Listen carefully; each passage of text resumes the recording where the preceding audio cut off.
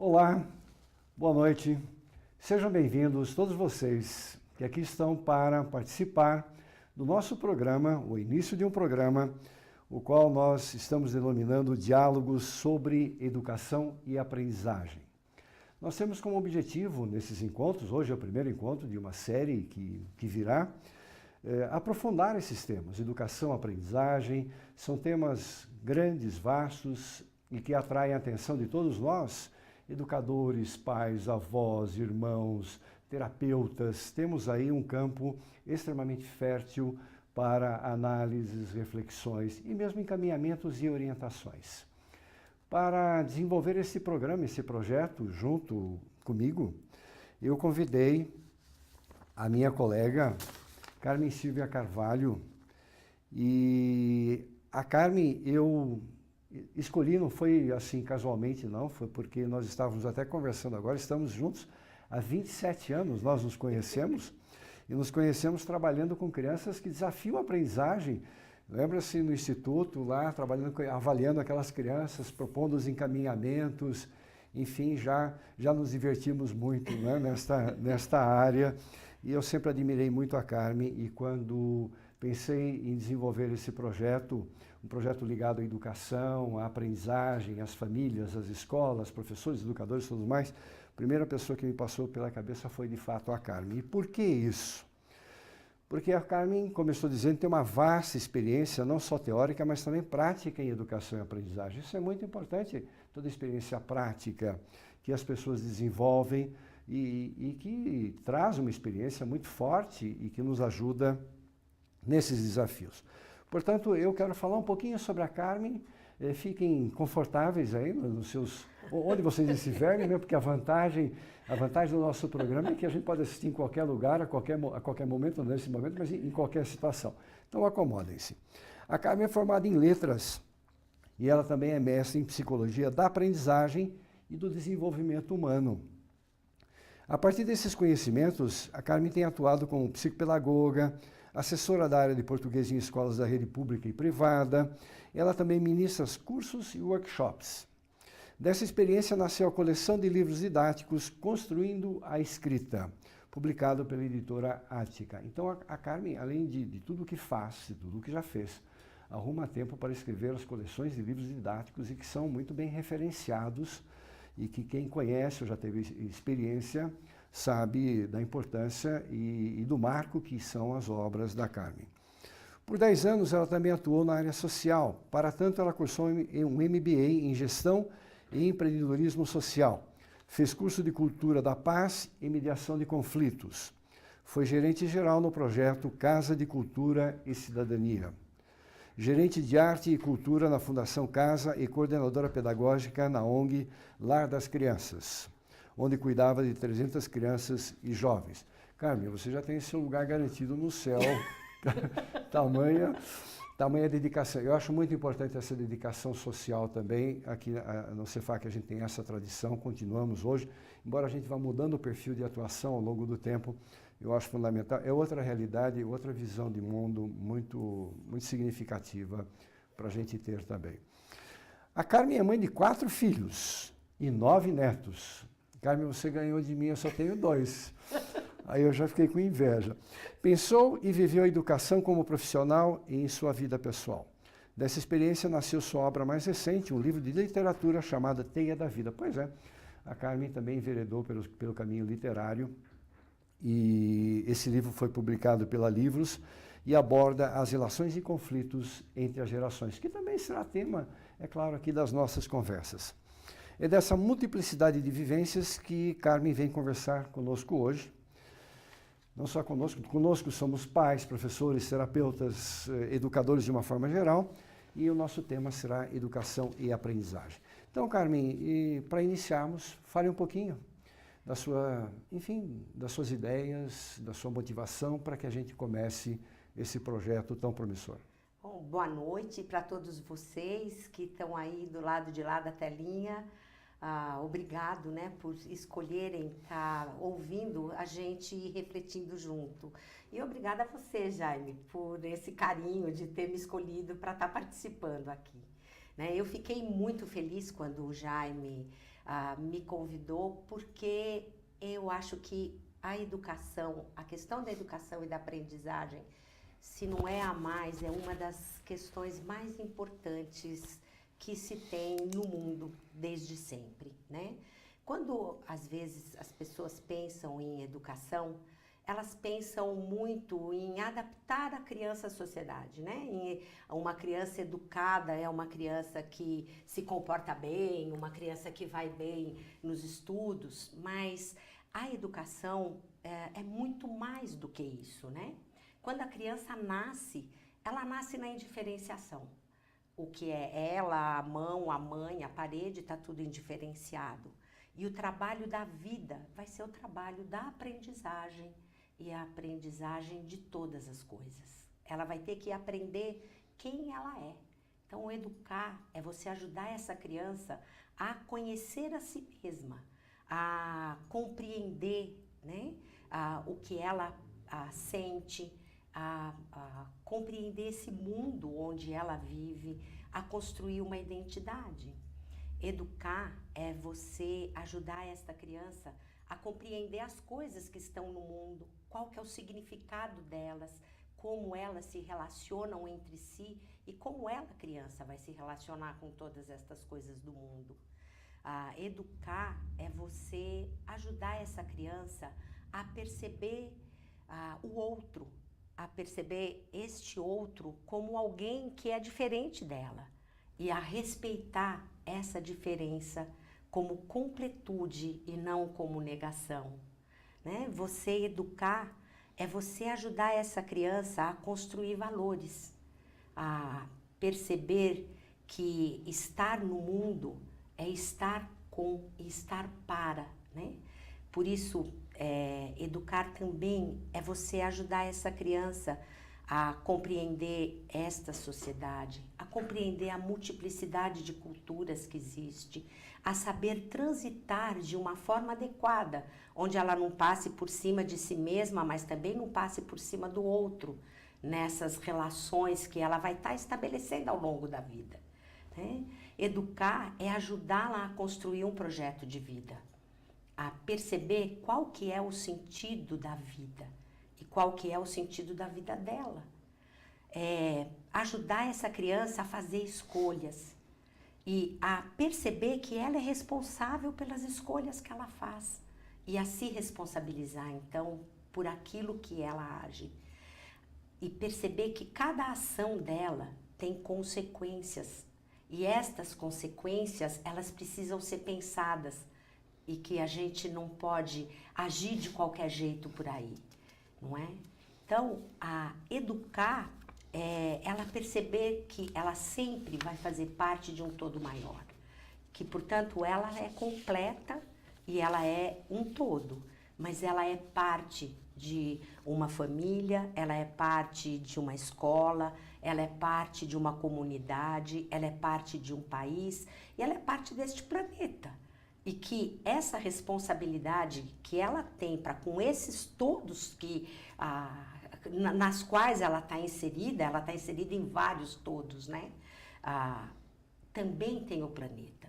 E que ela precisa compreender a parte dela em todos estes lugares, inclusive no planeta, para que ela possa viver de uma forma sustentável, para que ela possa se engajar, né?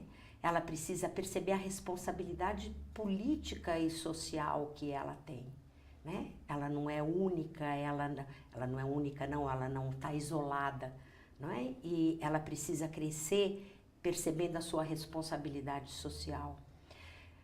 Isso tudo é educar, não é? É compreender o sentido da vida, de todas as formas de vida, e o sentido da vida dela. E por isso, educar é tão difícil, né, Jaime? É muito difícil. Todas as pessoas que educam sabem o quanto é difícil, né? Muito complicado. Quando falo em educação, eu sempre me lembro de uma vivência que eu tive há anos atrás, onde eu estava numa festa, numa reunião e estava num grupinho e de repente eu me dei conta que a pessoa com quem eu estava conversando e que eu tinha acabado de conhecer era uma astrofísica. E eu adoro esse assunto e ela chamava-se Regina. E ela era muito delicada e eu enchia a Regina de perguntas e ela, muito respeitosa, muito atenciosa, foi me contando sobre as estrelas, as supernovas, as explosões e falou que a tese dela tinha sido sobre a explosão das supernovas, né?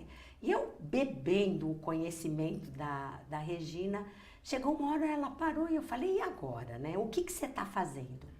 E ela falou, agora eu parei de trabalhar, porque eu tive um filho e eu agora tô de mãe. Uhum. Eu fiquei tão surpresa com aquela resposta que eu não esperava, que eu falei, e o que você acha mais difícil, Regina? Você escrever uma tese sobre as supernovas ou ser mãe? Ela já não precisou nem parar para pensar. Ela falou, é muito mais difícil ser mãe. E aí eu comecei a perguntar para todas as pessoas que estavam na roda, você acha mais difícil curar uma pessoa ou ser pai? Você acha mais difícil administrar uma empresa ou ser pai? Ninguém escolheu a sua profissão. O que é que eu aprendi desta experiência e nunca me esqueci e sempre que posso eu partilho? Raríssimas pessoas são astrofísicas no mundo e por isso a gente acha que é a coisa mais difícil que tem. E, teoricamente, qualquer pessoa pode ser um educador, né? Qualquer pessoa pode ser pai ou mãe, e por isso parece que é a coisa mais fácil, porque é para qualquer um. E é o oposto. Nada nesse mundo é mais difícil que educar. Por isso que ele gera tanta angústia, né? Todas as pessoas que são educadoras vivem muitas contradições, vivem muitas angústias, vivem muitos conflitos internos e externos, né? Internos e com as pessoas, as crianças e os jovens que educam. E por isso que eu acho muito importante abrir esse espaço, Jaime, para a gente poder conversar sobre educação, para a gente poder partilhar os problemas, para a gente poder partilhar essas angústias e, sei lá, quem sabe encontrar alguma solução ou quem sabe melhorar a angústia. Claro. Não é? Bom, a Carmen nos dá uma visão da educação, que é uma visão bastante humana e bastante ampla, que não se reduz simplesmente ao desempenho escolar, como muitas vezes nós tendemos a imaginar. E fala dessa importância que é uma adaptação no sentido pleno, e adaptação não é subordinação à vida, é até mesmo a capacidade de produzir mudanças. Sem dúvida. Melhor, isso é adaptar. Adaptar não é se conformar a... Adaptar significa poder transformar. E os nossos jovens, nós precisamos dessas ferramentas e os nossos jovens, nossas crianças vão precisar muito mais, porque a transformação no mundo hoje é muito mais rápida do que a gente viveu. A gente também vive as transformações hoje, mas teve uma época que a gente era mais tranquilo também, né? Mas também foram nossas gerações que provocaram essas mudanças todas que os jovens hoje estão vivendo, né? Não foram eles que produziram, fomos nós. Como a Carmen falou, isso é um diálogo. Então é um diálogo não só entre eu e Carmen, mas também vocês estão convidados a participar. Vocês têm aí o telefone, o número do telefone do WhatsApp para poder entrar em contato com a gente, formulem perguntas, comentários. Eu estou aqui recebendo, eu posso receber e já responder para vocês e passar a pergunta para que seja respondido para vocês. Combinado? Carmen, dando continuidade, fale um pouquinho assim desse desafio todo que você apontou. Quais são as dificuldades mais frequentes que você observa? O que você tem visto assim de uma forma predominante, preponderante, nesses desafios todos, de ser pai, ser mãe, ser educador, enfim, quem está aí responsável por promover desenvolvimento e um bom desenvolvimento? Certo. Há questões que são pontuais ou específicas, né, de um determinado grupo dos professores ou dos pais ou de uma determinada faixa etária. Mas há algumas questões que são gerais, eu acho. Eu acho que uma questão que permeia, né, qualquer área da educação, qualquer lugar na educação que você ocupe, é a questão do que fazer, por exemplo, com os limites, né? Limites quando que eu digo sim, quando eu digo não, como é que eu lido com a desobediência, até onde eu aguento, o que que é característico de um determinado momento da criança e daí eu vou esperar que ela não dê conta, ou como é que eu faço. Eu acho que essa é uma angústia geral, né? Tanto faz se é pais, tanto faz se são os limites dentro de sala de aula que os professores têm enfrentado de uma forma muito complexa, né? Os limites dentro de sala de aula que cada vez são mais, são menores, né? E, portanto, cada vez você tem um ambiente de aprendizagem menos preparado para a própria aprendizagem, pela atitude dentro da sala de aula, os limites dentro do consultório. Então, eu acho que limites é um assunto que permeia todo mundo, né? Eu acho que outro assunto muito complicado é a questão do erro. Como é que eu lido com o erro? Como é que eu corrijo o erro? Como é que eu corrijo o erro do meu filho? Como é que eu corrijo o erro do meu aluno, o erro da criança que eu estou atendendo na clínica? E isso é muito complexo, porque a forma como a gente lida com o erro tem implicações muito sérias em tudo aquilo que eu estava falando antes, não é? Nessa construção de uma imagem, nessa construção de uma imagem do mundo, de arriscar-se na aprendizagem.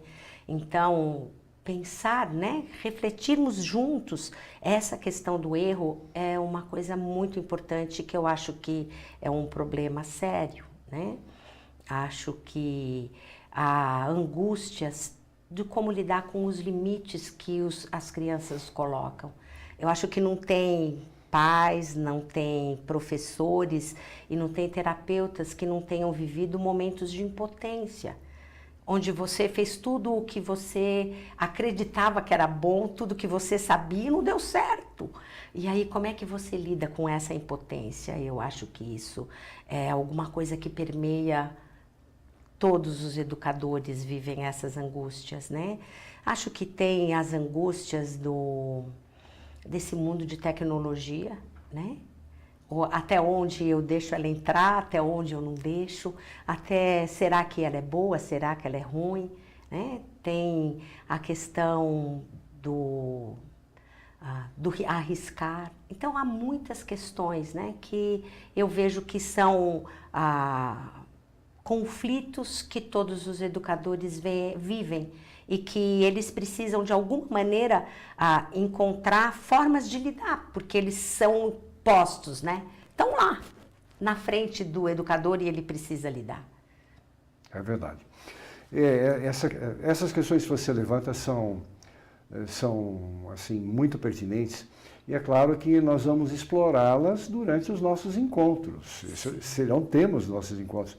Mas a questão do erro me fez pensar agora que a gente é intolerante em relação ao erro e a gente sempre vê o erro como um fato negativo.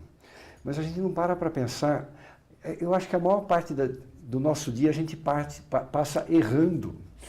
A gente erra muita coisa, só que tem coisa que a gente erra e a gente não se dá conta. A gente faz coisas erradas, a gente não se dá conta. Porque tem muitos erros que não tem consequência imediata. Não tem, vai ser a longo prazo se você perceber que foi a longo prazo. Então nós sempre ficamos assim, uma vigilância muito grande, e essa questão do erro também acho que é fundamental, porque ela causa a questão da autoestima, do sujeito acreditar que pode ou não aprender. E uma coisa importante, eu acho que a gente vai aprofundar nesse tema, a gente tem a ideia de que o bom aluno é aquele aluno que sabe tudo. E eu falo assim, eu acho que a gente está enganado. O bom aluno é aquele que sabe onde ele erra, ele sabe onde ele tem dúvida, ele sabe o que ele não sabe tudo. Ele sabe aquilo que ele não sabe, ele sabe aquilo o que gera dúvida. E a dúvida é o motor. Mas, enfim, e nós vamos ter todas essas respostas, Carmen? Veja, Eu acho que nós vamos conversar sobre tudo isso, né, Jaime?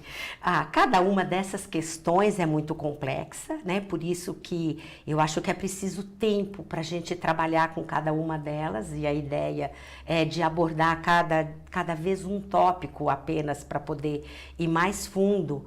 E você tem sempre posições que são de teorias diferentes, de culturas diferentes. Então, o que eu acho que eu posso trazer como contribuição é levantar questões aqui, trazer algum subsídio teórico e da minha vivência, né, sobre esses temas como uma provocação, como uma possibilidade, mas não como a verdade.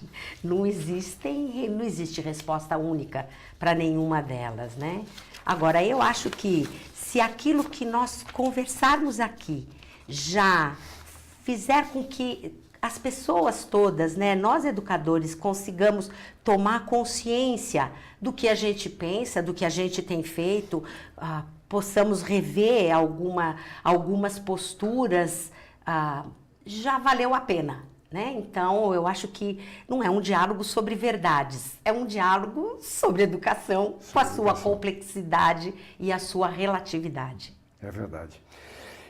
A gente fala assim muito em família, pai, mãe, e hoje a gente vê assim surgirem e se consolidarem outros conceitos que vão além de ser pai e ser mãe.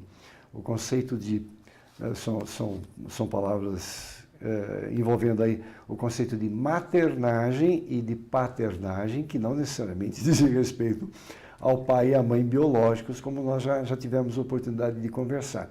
Então eu gostaria que você falasse um pouquinho sobre o que é esse exercício da maternagem, o exercício da paternagem, né? Conceitos hoje também bem amplos e acredito que de interesse de todos nós que aqui estamos. Isso. A ideia de maternidade e paternidade, Jaime, está ligada à questão biológica.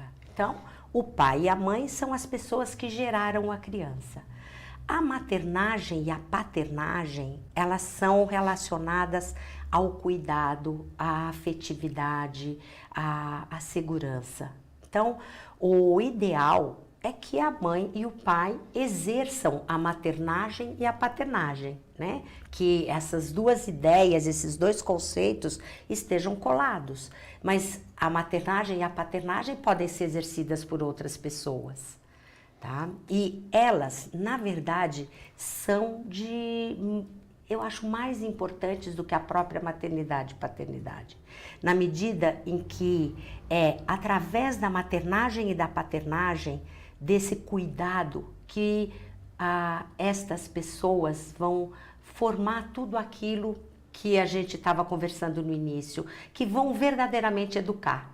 Quer dizer, só gerar não é educar. Só gerar não é suficiente para fazer com que essa criança se sinta segura e amada no mundo, que ela aprenda a conhecer o mundo. Então, o exercício da maternagem e da paternagem pode ser feito, por exemplo, por pais adotivos. Eles não são biologicamente pais, mas eles se tornam mais importantes pela maternagem e paternagem. Às vezes ela acontece por uma avó, por uma tia, às vezes babás exercem maternagem e paternagem. Então, este cuidado, né, esta aprendizagem sobre o mundo, esta segurança, isso é essencial. Até porque, veja, ela é quem vai ser a matriz da imagem que esta criança constrói sobre si mesma, né? A ideia que ela vai fazer de quem ela é e do valor que ela tem, ela começa por esta maternagem e paternagem. E a imagem que a pessoa faz sobre si mesma vai ser determinante da vida dela, de como ela se vê, de como ela se relaciona com as outras pessoas, da forma como ela vai se aproximar, né, de fazer amigos, da coragem que ela vai ter para fazer um projeto de vida mais ousado ou mais tímido. Tudo isso tem a ver com a autoimagem, com a aprendizagem. A autoimagem ela está intrinsecamente ligada à questão da aprendizagem, né, nos meus mais de 20 anos de atendimento clínico, de trabalho na área social, estas duas questões, a autoestima e a questão do erro, elas sempre estiveram presentes. A maior parte das crianças que têm dificuldades de aprendizagem tem estas questões nucleares.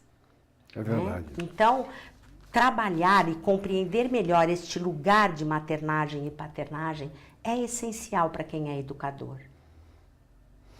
E é o grande desafio, né? Porque ser pai, ser mãe é fácil, né? Ou relativamente fácil. No sentido de gerar, de gerar. É claro que pode ter uma implicação física, de saúde e tal, mas a biologia dá conta de fazer isso por ela mesma. A hora que eles nascem, botam a carinha para fora e começam... A maternagem, a paternagem, aí é que são elas, né? E aí não há fórmulas, né? Não há, enfim, uma receita única e há uma variação muito grande. Um desses dias eu dei uma entrevista para uma rádio, que falava sobre a dificuldade que algumas mães têm, o pai, as famílias estão tendo, para botar a criança para dormir. E estavam, assim, desenvolvendo alguns recursos até, digamos assim, de risco, que é botar ruído para a criança dormir. Sim. Então, botar barulho de máquina de lavar roupa, barulho de liquidificador, barulho de televisão, barulho... Porque aquilo vai como que desligando a criança aos pouquinhos. E acontece, mesmo com a gente, se você ficar numa situação dessa, você fica meio entorpecido. E aí eu estava dizendo do risco que é, muito bem, você botou seu filho para dormir, que bom, né? Que bom que ele foi dormir, aparentemente vai descansar. Mas nem todo sono é reparador quando você usa um artifício dessa maneira. Você pode estar criando um sono meio complicado. A criança pode não estar dormindo com uma qualidade boa de sono. Então, veja só os caminhos que a gente acaba tomando, né? Tudo que a gente pensar, vamos fazer o ambiente mais silencioso possível, mais calmo para dormir. E tem alguém dizendo, não, se eu botar barulho, meu filho dorme, se eu não botar barulho, meu filho não dorme. E, na realidade, a gente teria que ver qual é a causa de não estar dormindo, né? Mais do que arrumar uma solução desse tipo, é por que não dorme. Porque aí vem a questão do hábito, vem a questão do comportamento, vem a questão do limite, vem a questão do dia a dia, como é importante, né? Assim, a família poder estruturar o dia a dia da criança e ela, de fato, criar hábitos e ficar criando, assim, uma condição de rotina que é muito saudável, que vem aí muito com os limites que você estava falando. Mas eu gostaria que você aprofundasse um pouquinho mais a questão do erro, porque a gente fala só, muitas vezes, do ponto de vista do erro do aprendiz, mas a gente não fala do ponto de vista do erro de quem aprende. Se a gente também tem esse controle, né, do quanta coisa que a gente pode estar fazendo, que pode não ser a melhor solução para aquele momento, né? Sem dúvida. O erro, inclusive, Jaime, ele não é nunca absoluto. Todo erro é circunscrito a um sistema, né? Já se matou porque se dizia que a Terra girava ao redor do Sol, não é? Que o Sol girava ao redor da Terra, não é? Quer dizer, aquilo que era verdade, que era uma verdade e aquilo que era errado inverteu-se conforme foi se descobrindo. Então, a questão do erro, ela é sempre circunscrita a um sistema. E por isso analisar esse erro é alguma coisa complexa na medida em que você precisa compreender qual o sistema que gerou aquele erro. E se aquele erro ele é passageiro ou não, né? Eu acho que aprender a análise do erro é uma das coisas mais importantes para o professor. Porque quando uma criança acerta, ela pode estar acertando porque ela decorou, mas na verdade ela não está entendendo nada. Ela pode estar acertando porque chutou e ela pode estar acertando porque ela sabia. Quando ela erra, é que você pode compreender o que é que ela estava pensando e como verdadeiramente ela estava compreendendo para você saber como fazer uma intervenção, né? E os erros, em geral, eles têm a ver com teorias que são construídas pelas crianças. E estas teorias têm a ver com as vivências, né, que eles têm. Só para te contar uma história que eu acho fantástica e que traduz isso de uma forma muito clara. Uma professora uma vez me contou que o filho dela, que estava no que agora é o 3º ano, ele estava aprendendo sobre movimento de rotação e translação na escola. E daí ela chegou em casa e ele estava radiante, super feliz. E ela dizia: mãe, hoje eu sei que eu vou tirar uma nota boa na escola. Né? Ele falou: que bom, filho, o que aconteceu? Ele falou: é que eu consegui me controlar e escrevi o que a minha professora queria. Eu sei que está errado, mas eu escrevi. Aí ela falou: eu não estou entendendo, filho. Ele disse: é que toda vez eu escrevo o que eu penso e está errado. Mas dessa vez eu me controlei e eu escrevi o que ela queria. Eu sei que está errado, mas eu escrevi. E agora eu sei que eu vou bem. Aí ela perguntou: mas o que é que a sua professora perguntou? Ela perguntou se era o Sol que girava ao redor da Terra ou a Terra que girava ao redor do Sol. E o que você respondeu, filho? Eu respondi que era a Terra que girava ao redor do Sol. Eu sei que está errado, mas eu escrevi. Ela falou: mas por que está errado? Ela falou: mãe, de manhã eu estou aqui e o sol está lá. Na hora do almoço eu ainda estou aqui e o sol está em cima da minha cabeça. Depois, à tarde, eu ainda estou aqui e o sol está do lado de lá. Quem foi que se mexeu? Fui eu ou foi o sol? Ou seja, ela tem uma conclusão que ela tira da experiência concreta da vida dela. Uma conclusão inteligente. E aí, o que acontece? A gente quer que ela negue isto, que os olhos veem, para pensar um sistema de universo hipotético, onde ela, que se sente parada, roda a uma velocidade louca sobre si mesma e ao redor do Sol, e o Sol, que ela vê em movimento, está parado. Não cabe na cabeça dessa criança. Você entende? E por isso, como é que a gente lida com o erro, vai fazer com que ela acredite em si mesma ou ela comece a negar aquilo que ela observa. E isso é muito sério. Isso é muito verdade. sério. Carmen, eu sinto que a nossa memória não guarda o registro de como a gente aprendeu ao longo da vida. Porque a impressão que eu tenho é que a gente adulto vê o mundo de uma maneira, enfim, que a experiência, a vida da gente nos permite ver, e a gente acaba acreditando que a gente sempre viu assim. E que sempre foi assim, com essa lógica que a gente tem hoje, uma lógica aparente, pelo menos para a gente, né, do mundo. Porque a gente não consegue recuperar a nossa trajetória de conhecimentos. Quando a gente era pequenininho, a gente escondia o rosto nosso e acreditava que ninguém mais estava vendo a gente. Sim. E vá pôr na cabeça de uma criança que ela está errada. Sim. Ora, se ela não nos vê, o outro também não a vê. Isso é lógico na cabeça dela. Nós pensamos assim. Só que hoje a gente não pensa mais assim, a gente não admite que a criança pense assim.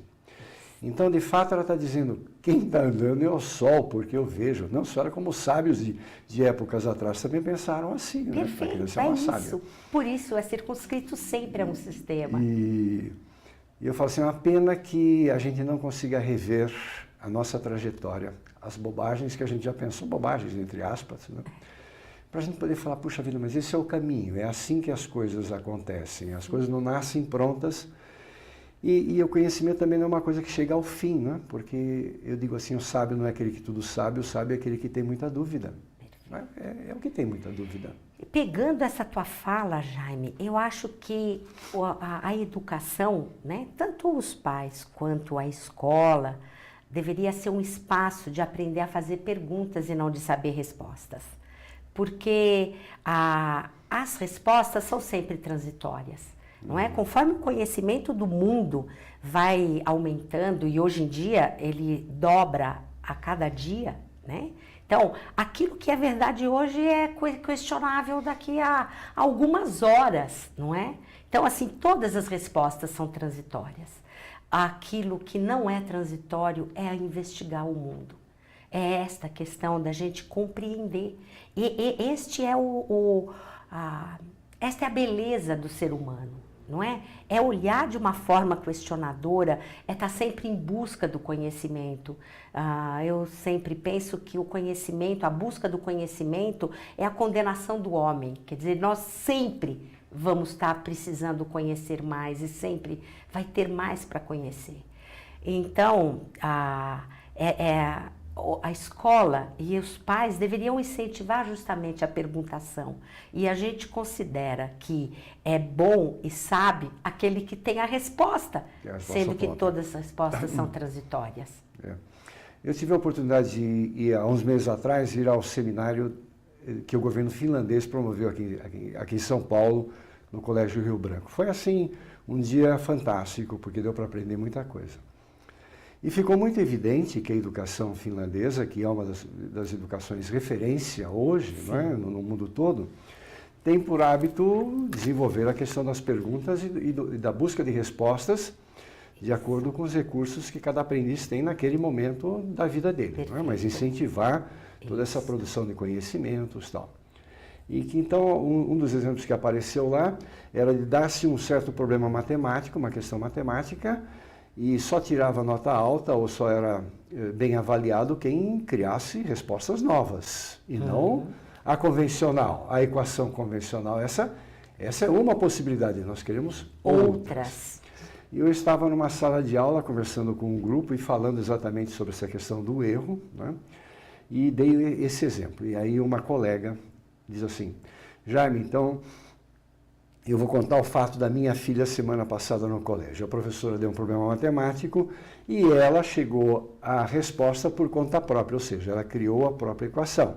Mas ela tirou 0 porque ela não usou a resposta esperada pela professora. Exatamente. Então, enfim, são enfoques diferentes, né? E o que a gente acha que é o aprender, o que é o conhecer, o que é o compreender, até chegar naquela noção mais ampla de educação que você deu. A pessoa tem que estar preparada para enfrentar situações muito novas. Eu também digo assim, é uma pena que os nossos filhos, os nossos pacientes, não leiam os livros teóricos e se encaixem nos modelinhos, né? Porque eles... Seria simples, né? É porque a gente tem a questão do diagnóstico, muitas vezes. Tem dislexia, não tem dislexia, tem TDAH, não tem TDAH. E a gente fala assim, eles não leram os livros, eles não têm nada, eles têm tudo, não se encaixam bem nos modelos. Né?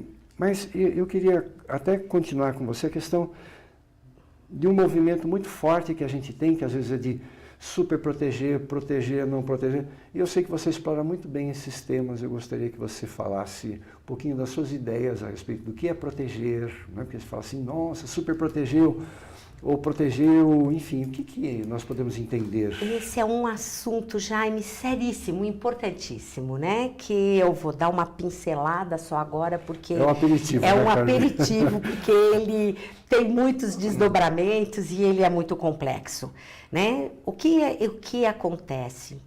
Por várias razões, eu acho que nós vivemos num mundo muito violento, onde a questão dos perigos e da violência está aí a todo instante e as pessoas têm medo e existe razão real, né, para que haja medo. Acho que também há questões de culpa, da saída para o trabalho e pouco tempo, por uma série de razões que daí eu vou estar aprofundando quando for o momento. Os pais, né, sentem uma necessidade muito grande de proteger seus filhos. Só que eu acho que é preciso parar para pensar o que é proteger. E para poder proteger a outras, né, eu quero falar sobre abandonar, proteger e superproteger. A grosso modo, são 3 posições que você pode ocupar frente a alguém. Né? Pode ser um filho, pode ser o aluno, pode ser a criança que você atende na clínica, pode ser o teu irmão, o teu marido, a tua esposa ou o seu funcionário. O que é abandonar, proteger e superproteger? Então, eu defino abandonar quando você cobra do outro um resultado que ele não está instrumentalizado para te dar.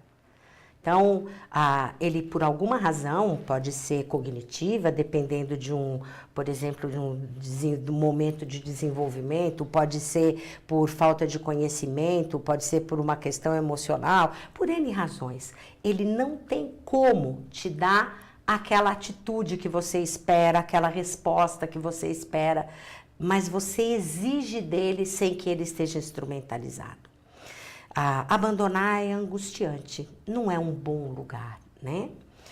Não é um bom lugar. Eu, como gestora, né, nesses momentos em que eu ocupei, eu via muito claramente quantas vezes o superior cobra resultados que o caminho para se chegar não é claro, que o funcionário sabe chegar porque ele veio de outra empresa com outra cultura e o que ele traz não é aquilo que é esperado, a forma, e ninguém ensina como, mas cobra que ele dê conta de fazer, né? Então, é em todas as instâncias. Às vezes a gente abandona, né? E este abandonar é angustiante. É como se a criança quisesse subir uma escada e ela não sabe subir e você simplesmente vira as costas e diga, suba. E ela que corra o risco de cair e de algum jeito consiga resolver o problema. Eu digo que proteger é você instrumentalizar. É você ajudar o outro a construir ferramentas para que ele faça. Construir ferramentas para que ele escolha. Não é você escolher, é você ajudá-lo a pensar o que é que ele tem que pensar para escolher. É você ajudá-lo a pensar quais as implicações, as consequências da escolha que ele fez. É ele aguentar as consequências do que ele fez. Se responsabilizar pelas suas atitudes. Isto é proteger, tá? Pegando o exemplo da escada, seria, por exemplo, a criança quer subir a escada e você fala, tá legal, então vamos lá. Eu fico aqui e vou te ajudando a descobrir como é que sobe. E você vai dando orientações, mas ele sobe.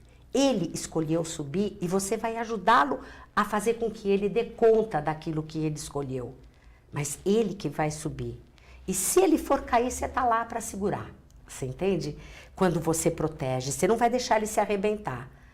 Mas você vai acreditar nele, você vai instrumentalizá-lo para que ele dê conta das escolhas que ele fez. A superproteção, ela é muito comum hoje em dia, por causa deste medo, destes perigos que as pessoas vivem hoje nessa sociedade. É quando você, por N razões, né, você escolhe pelo outro, para que seja feita uma boa escolha. Você toma a consequência para si. Você tira o perigo da frente, para que ele não viva o perigo. Quando os pais, né, ou os professores, ou alguém age desta forma, ele acredita que está protegendo, porque está sendo feita a melhor escolha, o perigo saiu da frente, porque não há o risco, não é? Só que também não há instrumentalização. Então, esta criança, ela não aprende. Ela não sabe como decidir o que é perigoso e o que não é. Como fazer e como lidar. E o que é pior de tudo, Jaime, é que quando o adulto assume esse lugar, esta forma de superproteção, ele passa subliminarmente algumas mensagens para essa criança. Então, ele diz assim, eu escolho por você porque eu acho que você não tem critério suficientemente bom para fazer uma boa escolha. Eu faço por você porque eu acho que a forma como você faz não é suficientemente boa. Eu pego a consequência para mim porque eu acho que você não é forte o suficiente para aguentar essa consequência. E aí esta criança fica com uma autoestima rebaixada, despreparada para a vida. E quando não tem um adulto que faça por ela, ela está abandonada, porque ela não está instrumentalizada. E isso tem consequências seríssimas que eu quero conversar depois com muita calma com você.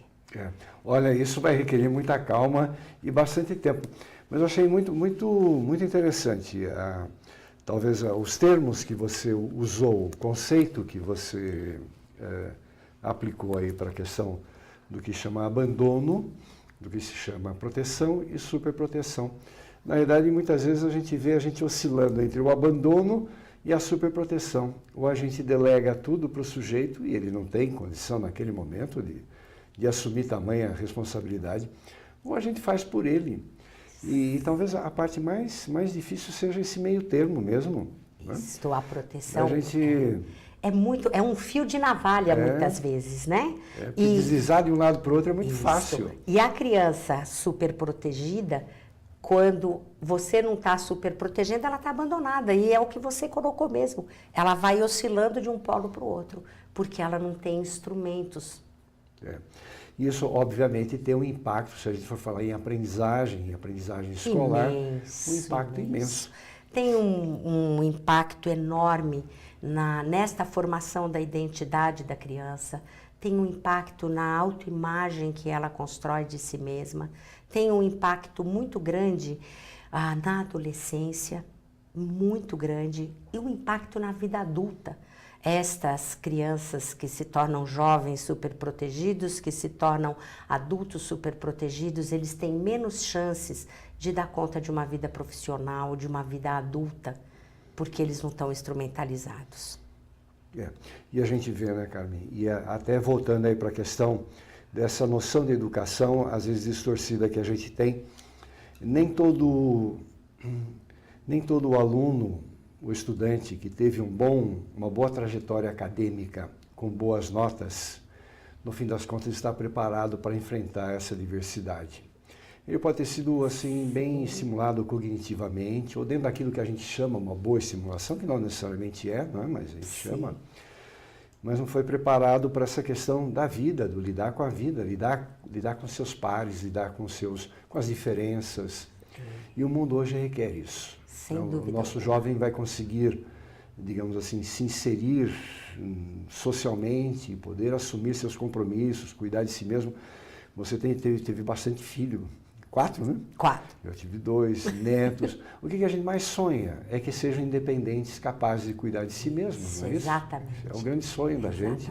Que sejam seres humanos de primeira qualidade, que possam ser bem-sucedidos profissionalmente, para se darem, né, uma vida boa, onde eles possam se sentir realizados, né? Traçar suas metas, seus Traçar objetivos, suas metas, saber ir atrás, correr atrás, saber cair, levantar, continuar correndo. Que é a questão da resiliência, que é um assunto importantíssimo da gente estar tratando. Você quer falar um pouquinho da resiliência? Quer falar um pouquinho? Então, a resiliência é esta capacidade, né? De você ser capaz de se levantar depois da queda, né? Ela veio da resistência dos materiais, né? Então, esta madeira, você aperta e ela não se modifica. Mas o meu corpo, se eu aperto, ele afunda e depois ele tem a capacidade de voltar a um outro estado, né, anterior. Né? E aí ela foi aplicada às questões da psicologia e da vida. Então, a vida é cheia de frustrações. Ninguém tem tudo o que quer, ninguém conquista tudo o que quer. Não é fácil. Viver não é fácil. E você preparar seu filho para ser feliz é prepará-lo para saber ser resiliente.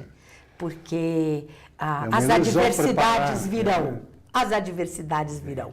Não existe a possibilidade. Eu brinco que dor e tristeza é absolutamente democrático, tem para todo mundo. Não importa se é verde, azul, amarelo, rico ou pobre, todas as pessoas vivem momentos de dor, todas as pessoas vivem perdas, todas as pessoas têm frustração. Não importa. E você se preparar para ser feliz, para enfrentar a vida, é preparar para lidar com tudo isso. Então, essa nossa conversa, bom, eu diria que a gente já está chegando mais para o final da nossa conversa. Eu não sei se por uma incompetência minha, tecnológica, eu não consegui puxar mensagens que provavelmente chegaram e eu não consegui. E aí qualquer coisa nós vamos... Chegaram? Estão chegando, mas eu não consegui.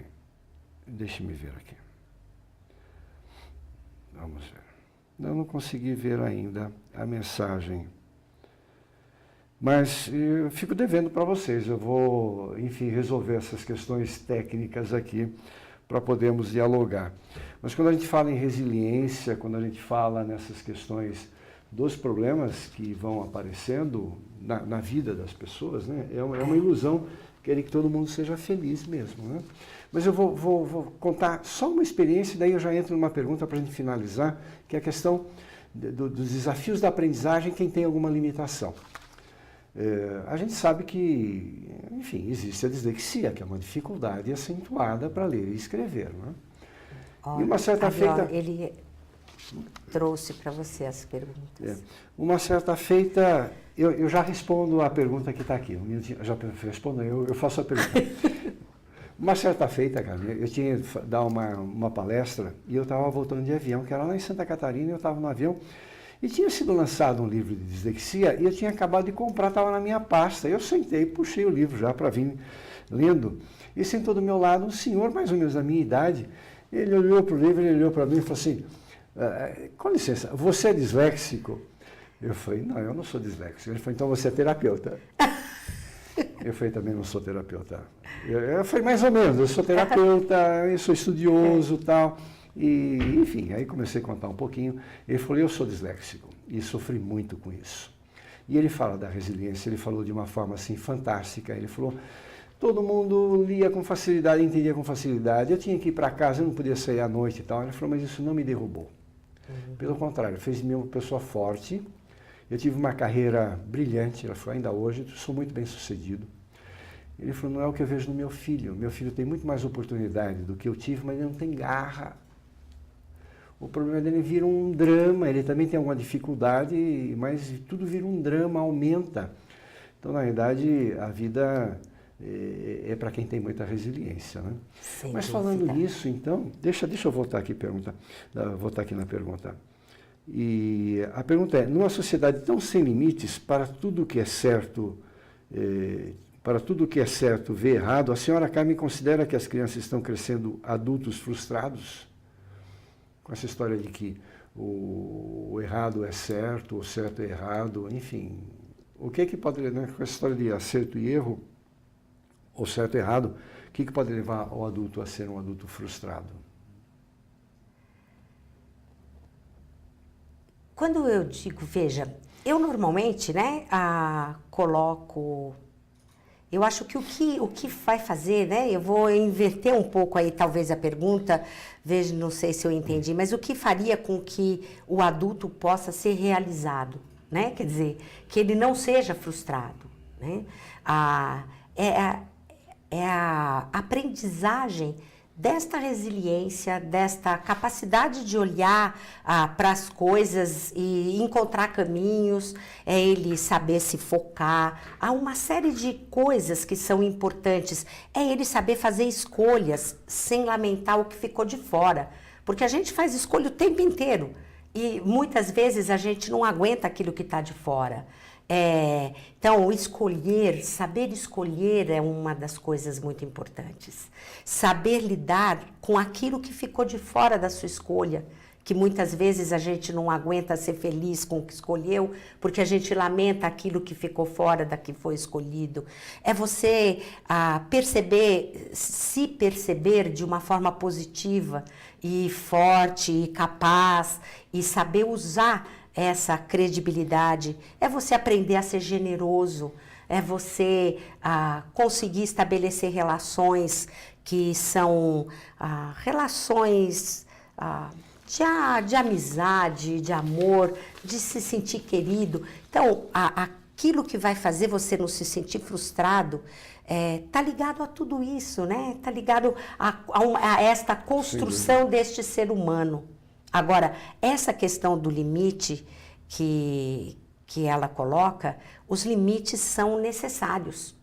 Os limites são importantes e são necessários. Porque todos nós queremos tudo, né? E quanto mais a gente quer e tem, Exato. mais frustrado a gente fica, E né? eu acho que um dos problemas é justamente não se colocar limites. Então, e você construir uma educação é você internalizar limites.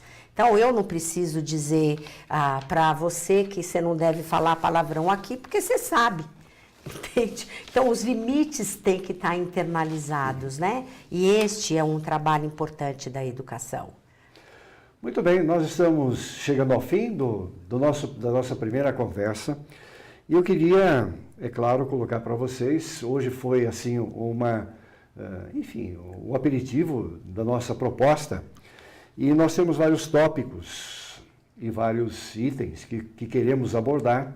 E eu vou dizer um pouquinho para vocês, só para a gente ficar assim a par dos nossos propósitos. A gente vai aprofundar a questão da maternagem, paternagem nos primeiros anos de vida e suas implicações no desenvolvimento da criança. O que é o abandonar, o proteger e o superproteger, aprofundando os temas de hoje. Crianças difíceis, a questão dos limites. Estratégias para lidar com conflitos em casa e sala de aula. Pronto, aqui a gente já vai para uma questão mais prática, mais aplicada, né? Como é que podemos, enfim, pensar uma situação e tentar contorná-la de uma maneira... Veja, todos esses temas, Jaime, eu vou estar trazendo a questão teórica, mas eu quero trazer a prática também. Porque senão fica aí o que eu faço, né? E o que eu faço é importante. Claro, claro. A nossa intenção, exatamente, que o Carmen está colocando, não é ficarmos no plano teórico, mas o teórico tem que dar o subsídio para a gente pensar e agir. Relações entre desenvolvimento emocional e aprendizagem, como lidar com o erro da criança, dificuldades de aprendizagem, aí, o que são dificuldades de aprendizagem, como aparecem, como a gente pode gerenciá-las, enfim, compreendê-las, motivação, interesse, responsabilidade e sucesso escolar, que é o que nós queremos, né, para os nossos filhos, o que é um déficit de atenção, a desadaptação escolar, a ansiedade e o que vem junto com a ansiedade e a desadaptação, muitas vezes, a questão do uso de drogas, do abuso de drogas, que é um problema seríssimo também e que será tema das nossas conversas. Nós teremos discussões práticas gerais, por exemplo, formação de hábitos de estudo é uma coisa muito complicada para quem não forma esses hábitos de estudo. O sujeito às vezes tem um potencial enorme e não consegue caminhar porque está faltando exatamente, né, o planejamento e a formação de hábitos de estudo. A organização para lições, como é que pode tentar ajudar, colaborar nessa organização? O aluno com uma super agenda, o que é muito comum hoje, né? A gente vê a nossa agenda, sempre é uma super agenda, mas a gente perde para a agenda dos pequenos muitas vezes, que é uma coisa louca. E vamos partir também para tópicos mais específicos, mais pontuais, como a questão da alfabetização, da ortografia, da leitura, da oralidade, da produção de sentidos quando se escreve, quando se lê, da produção dos textos, o que é produzir um bom texto, o que é necessário, como é que também nós podemos, de uma certa forma, incentivar. Então, aqui nós temos alguns tópicos principais que serão desenvolvidos nesses próximos encontros. Eles começarão a partir do mês de maio, né, e ocorrerão às terças-feiras, é o dia que nós estamos planejando. E, nesse horário, né, Jaime? Às 7 horas da noite. Eles ocorrerão às 7 horas da noite, irão até 8, enfim, é o que estamos planejando, 8h30. Né? Vamos aí ver como rola aí, rolam os assuntos, né? A dinâmica disso, porque conversa e tema não falta. E eu queria também fazer aqui um convite para vocês. Nós temos agora, no final de maio, 31 de maio, 1, 2 e 3 de junho, o 2º Congresso Internacional e 7º Congresso Nacional de Dificuldades de Ensino e Aprendizagem, que é um evento promovido pela ANDEA, que é a Associação Nacional de Ensino e Aprendizagem, Dificuldades de Ensino e Aprendizagem, está aqui, a ANDEA. Os temas são muito interessantes, muita gente interessante também participando, então vocês estão convidados. Busquem informações no site, não percam essa oportunidade, porque aqui teremos os temas mais diversificados para todos nós aí que estamos trabalhando com educação e aprendizagem. Então foi um prazer tê-los tido, né, nessa oportunidade Espero que vocês tenham saboreado, aprendido, refletido, e as questões estão abertas para os nossos próximos encontros. Eu vou pedir para que Carmen finalize aqui esse nosso primeiro encontro. Eu quero agradecer muito aí a atenção de vocês, né, esse tempo dedicado. Espero que alguma coisa do que nós conversamos, né, Jaime, possa ser útil para reflexão aí, para a vida pessoal e profissional de vocês. E até a próxima! Muito bem, então vamos nos encontrar em maio, primeira terça-feira de maio, estaremos juntos para aprofundar esses temas e aí com certeza iremos resolver essas questões técnicas e permitir um diálogo muito mais intenso com vocês. Acho que é segunda terça-feira de maio. A segunda? Acho que é a segunda, porque tem que ser depois do dia 5. Ah, sim. Bom, é o seguinte, em maio, e vocês verifiquem lá a questão da programação, receberão também informações diretamente da nossa programação. Então, um grande abraço para todos e até o nosso próximo encontro. Carmen, muito obrigado, foi um grande prazer estar aqui com você. Eu aprendi muita coisa. Obrigada, Jaime. Foi uma alegria estar aqui. Obrigada a todos vocês.